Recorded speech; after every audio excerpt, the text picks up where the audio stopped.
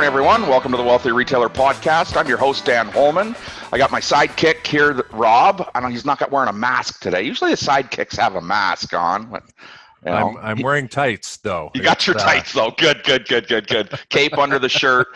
Here we are, recording for a week of July 30th. Lots of great stuff in the news this week. Some kind of cool announcements, some sad stuff, and let's take a shot at this week's news. Yeah, right on. Thanks for that, Dan. As you said, lots of headlines as always in the world of retail. This week we're going to be talking about new programs come out. RBC's taking a big lead with it in support of retailers across the country. Great to hear. We'll chat about that more. We're seeing, what were temporary COVID measures are now being rescinded and changed. So we'll chat a little bit about what could or should stay in place. Management One has just launched a new series, and really looking forward to hearing your thoughts on that, Dan. And boy, that last mile of delivery, they talk about, we'll say it's inefficiencies and more importantly, it's vulnerabilities and how retailers need to be paying attention on that front because it is such an important part in the world of retail. So our first story, it comes to us from Yahoo Finance, and I'm sure many versions out there of it, but it was a wire story talking about Indigo Books had jumped on board with this new program with RBC. That what they're doing is it's called Canada United, and a quote from here: "The fund will provide small businesses with grants of up to $5,000 to cover expenses related to PPE, the personal protective equipment." The renovations to accommodate reopening guidelines and developing or improving e-commerce capabilities. So a pretty wide range of things that retailers can apply it to. Dan, share some thoughts on that. This was really good to see. I love that the bank is stepping in and ponying up. They've made a lot of money off the backs of retail, and it's nice to see them partnering with the Canadian Chambers to create this grant. I do, of course, love the idea of promoting shop local. I think every municipality, needs to have, on their economic development scale, some level of promotion to the independent retail and to being able to, shop and support local. I don't want to discredit or take anything away from the big guys out there in the world, but as you know, I only advocate for the independent. I only advocate for the soccer mom and dad. That's it. Don't care about anybody else. That's where my love and passion belongs. And Totally. These guys are offering or partnering, to come up with this grant, this $5,000 grant. The eligibility is pretty cool. It's lean. You've got to be in business as of March 1st, 2020. Between 300 and 3 million in revenue, less than 75 employees. So it really fits that small to mid-sized business. Yep. And while I don't cater to the requirement of PPE, I think that's all bullshit. I think that's dollars wasted, in our retail world. I do believe that, the enhancement in your physical space is a requirement, and of course your digital presence. And this money can be used for both of those things. And so that's certainly exciting to see. I'm glad that these guys, and I love that Indigo jumped in there. She's been a very well outspoken right party in this COVID deal.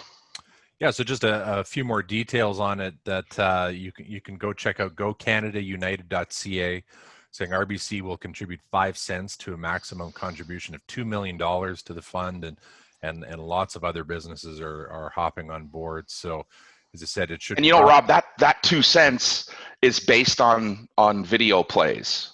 So if you read through that, the 5 cents is based on video plays. So they've created this great little 30-second video.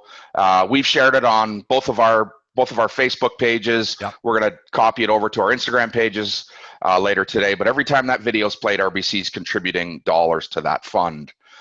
So share that video, share that webpage. It'll be in our newsletter so that we can get that message out and keep those bucks flowing in for that grant. And again, eligibility is not, it's nice that it's not, riddled with red tape and bureaucracy. It's pretty simple. It's pretty clean. Anyone can apply if you meet those 3 little requirements.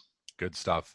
And it's just another opportunity for retailers to, be aware that there's these supports out there for them, and do a little digging, do a little sleuthing, and make sure that you step up to the plate and go grab it when it's ready to be grabbed. For sure. And I think that these grants, sorry, I think that these grants, have the ability to aid. They won't fix anything, right, but they are an aid, and we should not turn our nose up at it. If you don't know how to access it, if you're a retailer stumbling with accessing the plethora of funding, good, bad, and indifferent that's out there, pick up the phone and call your economic development office. Call your local chamber of commerce. They're there for you. They will help you. And don't hesitate. Get on this train. Yeah, put them to the test, because it's a big test, and this is what those organizations were built to do. So right. And next story is coming off the wire. BNN Bloomberg. It talks about Ontario pot shops having to end delivery and pickup services a little bit earlier than expected, and it's not like it was massive difference. I think it was 4 additional days they were hoping for, but it kind of sparked the idea of we saw a lot of changes in how municipalities, governance allowed certain things to happen, not happen, and what do you think could be changed or could be kept, should be kept? What's your sense of all that, Dan? It's a really tough question to answer. The delivery of in this instance, this whole pot story in Ontario. Rob, you and I live in the land of marijuana, man. You can't walk 10 minutes down the road from your house without stumbling onto a pot shop or a weed store or a marijuana store, cannabis store. Ontario is not that same way. In a population of 3 million, they've got 3 stores. We are in a city with 60,000 people or 67,000 people, and you don't have enough fingers to count the number of cannabis stores. So Ontario was faced with a different challenge. They allowed them to go and do delivery and curbside pickup because it wasn't as accessible. Right. And now this taking it away, while they're leaning on COVID as the catalyst, I think it's that they lost control over it. So let's go back to your question, what things should stay and what things should come away. We're going through an evolution. If we've implemented something because of COVID, COVID was either the reason or the excuse. The reason, the why something is the way it is, the excuse, the deflection of blame onto something or someone we have no control over. Yeah. Well, most of the things we did were excuse driven, not reason driven. We had no idea where we were going. And so what things should stay? I don't think anybody knows.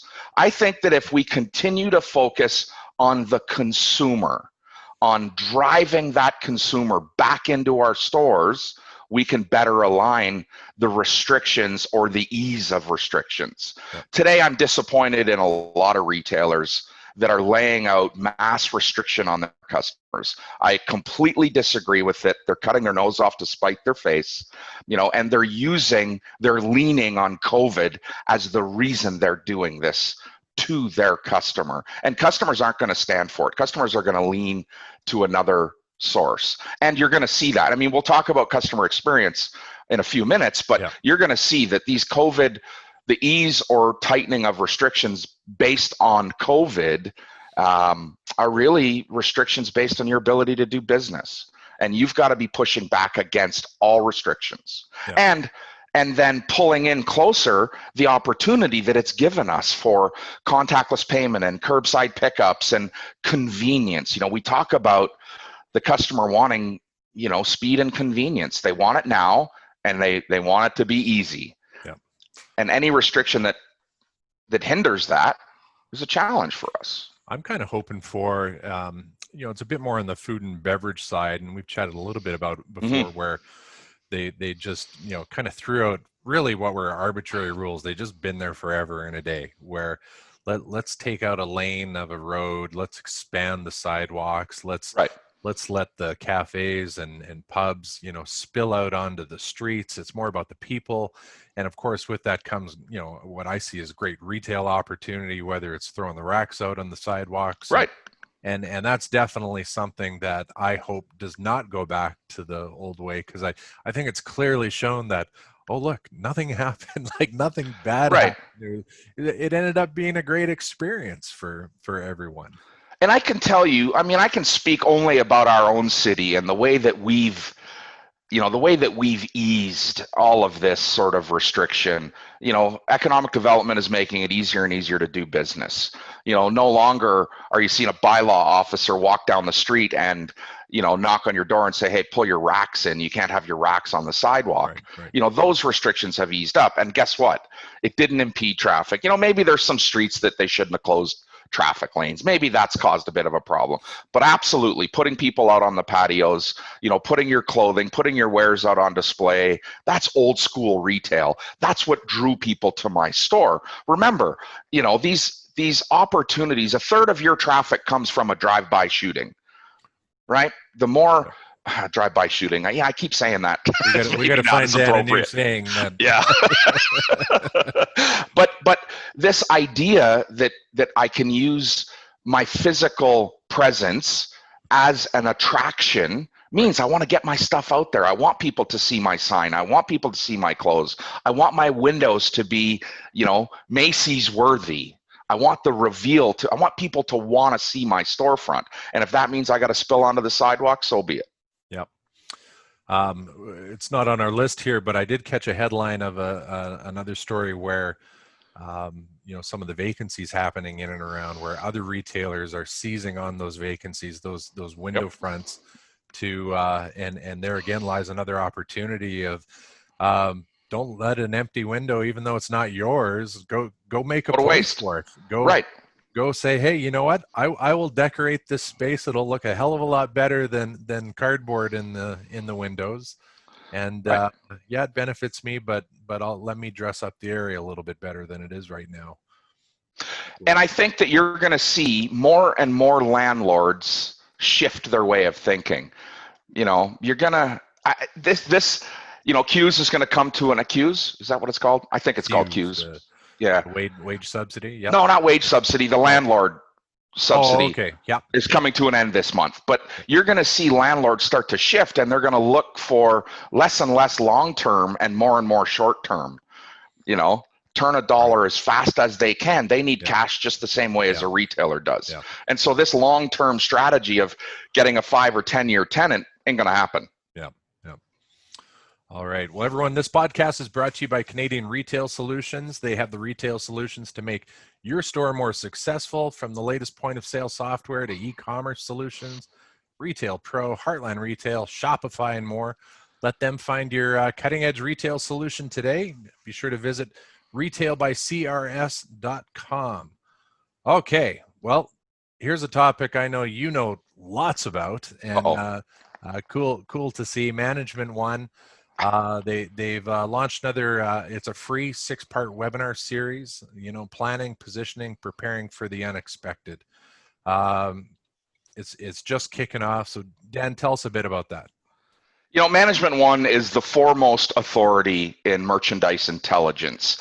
And because of COVID, they took the opportunity to pivot, to be agile, to start to shift and deliver some education. Management One is a company that's built on, what I'm going to call an affiliate network. So there are 70 plus retail experts that are part of that Management One affiliate network, and each one of them, has a unique ability. Each one of them has, in some cases, decades of experience in retail. And so Mark and his team, Mike Alec, the president of Management One, Mark Weiss, the CEO, have partnered again together with a bunch of really good panelists and affiliates and team members from Management One to deliver educational content. And it is 100% free. We share it. We love it. We are honored to be part of that family. And this series specifically touches on some of the scariest things for retail. The things that retailers fail first at is their numbers, their finances. rarely are their books up to date. Rarely do they have the ability to put their finger on their nut.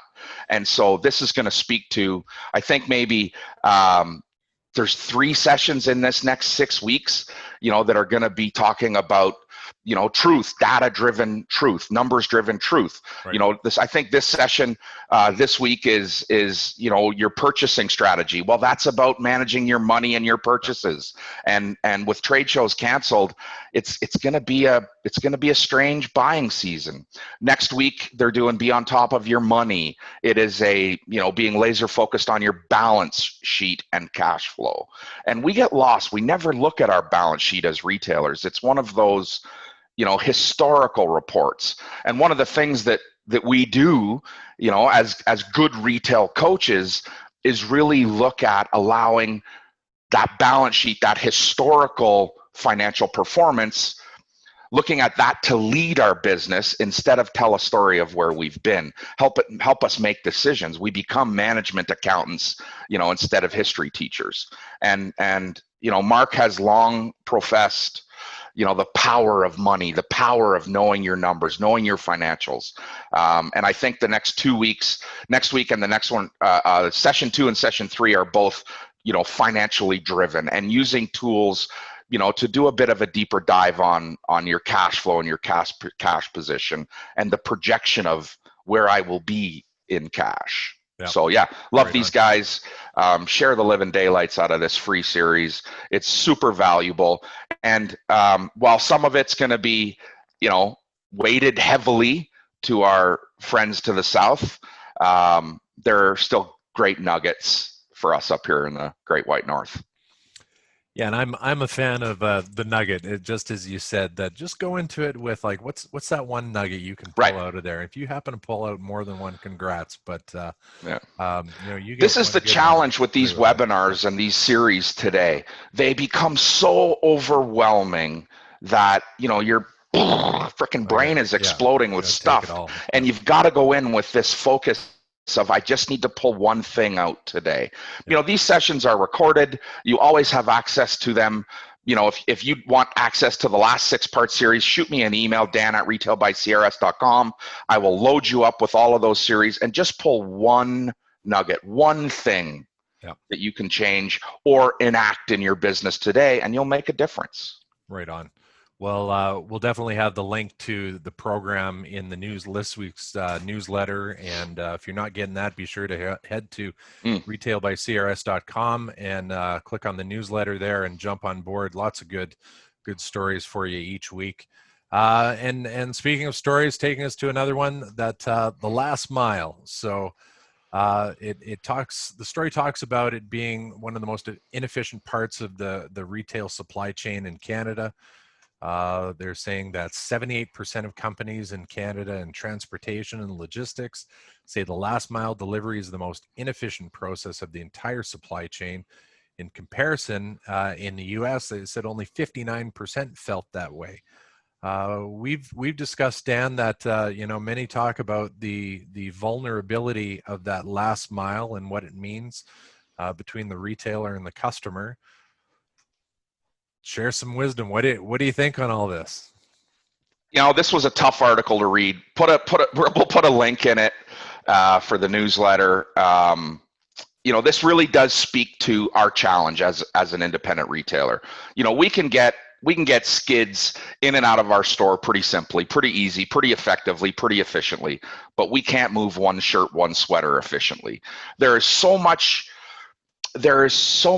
expense laid into, firing that one item out of your store that we lose sight of it. And this last mile of delivery, this phrase, last mile of delivery, we're really talking about how do I get it from my store into my consumer's hands when they're not standing in front of me? And we've got to come up with a better strategy. And there are companies out there that are Uber-like. And, through this pandemic, I think we touched on in one of our very first sort of news rundowns, Yo Mama in Edmonton, Alberta, they were taking to that last mile of delivery themselves. Okay. And, we talked with Shona and Tara and said, why not Uber?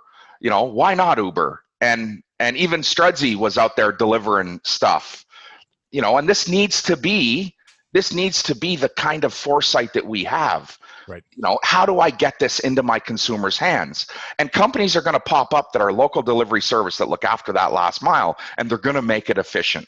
They're going to make it efficient. Hey, listen, if you're a consumer here in St. Albert, Alberta, you can get anything delivered across this city for $7 to $10. Yeah. So how do I build some efficiency in that process? How do I look to capitalize on, that opportunity to tighten up the last mile? It's very, very cumbersome. It's financially restrictive right now, and we've got to break through this barrier as retailers.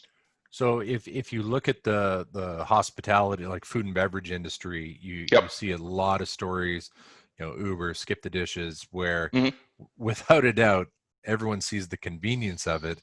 However, the disruption to the restaurant's business model, where they are taking 30% of the bill to do that service, and so you see these stories about, oh, please call the restaurant directly.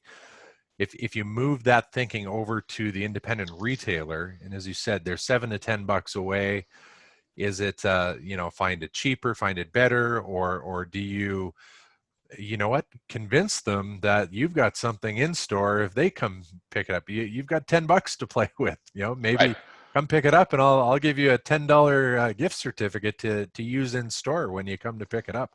What are your thoughts there? Yeah, I agree. But let's just correct something here on the whole Skip the Dishes thing. Yeah. When this came out, when Skip the Dishes really launched, this was a mechanism whereby restaurants could increase revenue and reduce expense. COVID caused these challenges. COVID, or the government stopping people from going into a restaurant, created challenge here for the restaurateur. It's not Skip the Dishes. Skip the Dishes is providing a convenience, and convenience. Listen, there's no free lunch here. Convenience costs money, and the offset to that Skip the Dishes cost is that I don't have a waitress cost or a waiter cost, that I don't have the cleaning costs, I don't have the occupancy costs. And so we only started to complain about Skip the Dishes when I didn't have people walking in my restaurant door. The only avenue of sales. Right. That's when we started to bitch and complain about it. But the reality is, it allowed me access to customers that weren't coming into my store, that weren't prepared to walk in my store. It's just the exception, not the rule. Right. And yes, huge brew house fan, pick up the phone, call them, do a drive-by shooting and pick up my order before I'm going to use Skip the Dishes. And then they offered an incentive to do that. Well, that was them trying to recover cost. That was them trying to hold revenue when they absolutely needed to. You walk into any restaurant in St. Albert on a Friday afternoon, good luck getting a table. More so today than it ever was. Right? So we need this last mile of delivery. We need delivery service. And yes, Rob, you're right. If you want to walk into my store and pick it up, I'm happy to give you a $10 gift certificate. Or, if you've got to drive over here, here's a $10 gas card. For sure, we've got to be forward thinking. Different things like that. For sure, we have to do stuff like that. For those retailers, when you look at that cost structure, if we get to the point that, look, I'll buy from you, but I need you to deliver it to my house. Right. Does that just become there? That's a new norm of expense, and you've just got to learn to build that into your operation. If you're not focused on the lifetime value of your customer, if you're focused on the transaction rather than the relation, you're going to lose out. You're going to lose out. Yes, it's a cost of doing business today. And that level of loyalty that you create for her means she's going to come back over and over and over again. You nickel and diming, delivery or an alternate method doesn't make any sense today. You don't have to monetize that. We've spent countless dollars, man, oh man, trying to drive loyalty programs that are all discount driven. You cannot buy loyalty. You earn loyalty. And there is no free lunch. You've got to build it into your model. You want loyalty, you do things for your customer that other people aren't prepared to do. And that means, calling an Uber and delivering their goods to them if that's what's required. Right on. Well, what a great segue to our next point. Dan, you've got a great video that up on the website, 12 steps to retail success. And one of those steps this week we're going to talk about is the customer experience is everything. So keep rolling on that, sir. Share some of that wisdom with us. Yeah, customer experience is everything. And we talk about this as one of the required steps, recognizing that customer experience is everything. Not only do you have to create this comfortable space in your store, now you have to create a space that has safety layered in with comfort. And every single decision that you make in your store, financially and otherwise, has to be done on the foundation of customer experience and improving or enhancing customer experience. Your space has to be better laid out than it ever was. There does need to be more room in your store. No longer can we walk into a store and not be able to walk between two racks of clothing. Forever and a day I've said you've got to have a wingspan between every rack. Well, guess what? Now it's a requirement. Now it's a. And by the way, that wingspan is 6 feet. Yeah, 6 feet. Yeah, yeah, 6 feet. But so this idea, that we've got to change or adapt our space to be more comfortable is all about our customer experience. And we're going to lean, again, we're going to use excuse, not reason. We're going to use excuse. We're going to lean on COVID for this. But the fact is, we have to improve our customer experience. Yeah. No matter what, we've got to improve that customer experience. And the more you can connect with her, the more you can, create meaningful loyalty programs. Again, I'll repeat myself. Loyalty is not something that we buy from customers. Giving her a discount is not loyalty. All these people that profess discount on the number of purchases, that's all bullshit. That's money driven. I can go and buy any customer I want. Amazon has proven that for 5 years. They can buy any customer that they want. That does not get loyalty. You've got to do things that enhance her experience, that every time she thinks about shopping, you're the one she thinks about. And that's not monetarily driven. You've got to focus on how to thank her, how to entice her, how to create an ambassador out of her, making this, we've heard this for centuries, this wow experience. Yeah. She has to leave your store every single time. Leave your store virtual or physical. Leave your store going, wow, that's the kind of experience I want. And every decision you make in your store has to be driven by customer experience, not by revenue. Yeah. Well, back to a comment you made a couple of weeks ago that, about the exit greeting too. I love that your little test you did that one time where, okay, we're buying from the first one that greets us on the way out or says thanks for coming, we're buying.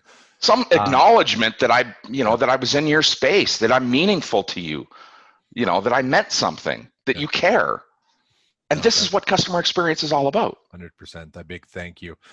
And on that, thanks for listening this week, folks. We've had a lot of great stories that we've chatted about in the newsletter, and be sure to head to retailbycrs.com to sign up if you haven't done so. In addition to the stories from this week's podcast, we'll also have links on a few more stories. We've got a few, one about COVID-19, what the holiday retail shopping is going to look like for 2020. Do you have any nerd customers? Oh, the geeks in the world. A great Canadian rooted here in Edmonton. I'm always proud to say Todd McFarlane. He's a celebrated comic book entrepreneur. He believes that there's still a lot of life in geek culture as many of those consumers divert their money, which traditionally would have been spent on convention travel and collectibles and that. So a lot of opportunities there. There's a story about a post-COVID wish list for commercial real estate. We all have that wish list, so be sure to check that out as well as a few others. Yeah, great stuff. Get on that newsletter. We'll have links to every story that we talked about and those that we didn't. There are some really good sources for news, so head over to retailbycrs.com, join our newsletter, and absolutely, please search out The Wealthy Retailer on your favorite podcast platform, and subscribe to our podcast, and we'll keep firing off on some headlines every week. Thanks, everyone. Have a great day. Thank you.